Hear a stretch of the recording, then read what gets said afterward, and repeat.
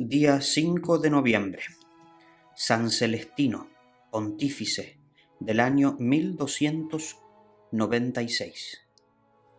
Este santo se hizo famoso porque ha sido el primer papa que ha renunciado a su cargo. Nació en 1215, en Los Abruzos, en Italia. Él mismo, en su autobiografía, narra cómo eran sus padres, y dice así: mis padres eran muy santos a los ojos de Dios y muy estimados por los vecinos a causa de su excelente comportamiento. Daban muchas limosnas y recibían siempre muy bien a los pobres que llegaban a pedir ayuda. Tuvieron 12 hijos, como el patriarca Jacob, y siempre pedían al Señor que alguno de sus descendientes lograra llegar al sacerdocio. Pedro, que así se llamaba Pedro Celestino, fue el último de los 12 hijos y el que llegó a ser sacerdote. Su mejor maestra fue su propia madre. Ella se entristecía porque ninguno de sus hijos mayores mostraba inclinación al sacerdocio o hacia la vida religiosa, pero el niño menor le decía: mamá, yo te haré la alegría de consagrarme a Dios. Viendo la mamá que Celestino tenía una gran inteligencia y muy buenas cualidades para el estudio, se propuso hacerlo estudiar, aunque toda la familia se oponía a ello y aunque tuvo que hacer muchos sacrificios para lograr costearle sus estudios. Él dice en su autobiografía que el primer libro que logró leer de corrido fue el de los Salmos en la Sagrada Escritura, y este fue para toda su vida el libro preferido para leer y meditar cada día y todos los días. Celestino era un estudiante diferente a los demás, pues sus recreos preferidos consistían en retirarse a la soledad a meditar y rezar. Amaba mucho el silencio y le fastidiaban las fiestas mundanas donde hay tragos y bailes y pecado. Al final, cuando ya tenía 20 años, supo que en una montaña había un ermitaño dedicado a la oración, y se fue hacia allá a que este santo religioso le enseñara el arte de orar y de meditar.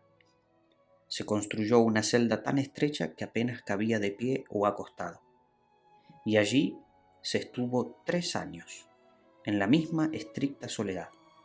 Al principio todo eran consolaciones y alegrías espirituales, pero luego empezaron a llegarle terribles tentaciones que no lo dejaban en paz ni de día ni de noche. Era el ataque de los enemigos del alma para hacerle desistir de su vocación a la santidad. Afortunadamente, a base de oración y de mortificación y de consultar de vez en cuando a su director espiritual, logró vencer tal tentación. Fue ordenado de sacerdote, pero sentía mucho temor a celebrar la Santa Misa porque se creía indigno. Consultó entonces a un anciano ermitaño, el cual le respondió: ¿y quién es digno de celebrar la misa? Celebre la misa cada día, pero celebre con temor y temblor, o sea, con inmenso respeto al santo sacrificio. Al oír esta respuesta, se le fueron sus temores. Muchos hombres deseosos de hacer penitencia y de conseguir la santidad se fueron a vivir allá cerca de donde moraba Celestino, para recibir de él sus instrucciones, y así llegó a tener 14 conventos bajo su dirección. Su fama de santidad y los milagros que obtenía por medio de sus oraciones lo hicieron famoso en todos los alrededores. Murió en aquel entonces el Papa Nicolás IV, y los cardenales electores se habían dividido en 2 partidos contrarios, y ya llegaban 2 años sin poder elegir el nuevo sumo pontífice. Al fin se les ocurrió una idea: elegir como papa a un santo monje, y eligieron a Celestino, que antes se llamaba Pedro.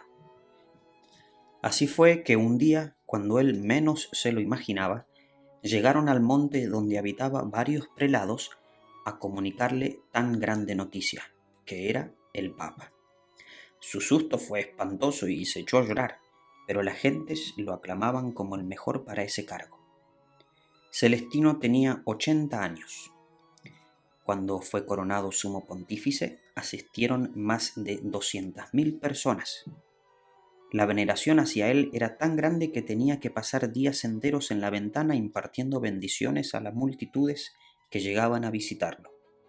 La entrada solemne la hizo cabalgando en un burrito, cuyas riendas eran llevadas por dos reyes, Carlos de Anjou y Carlos de Hungría.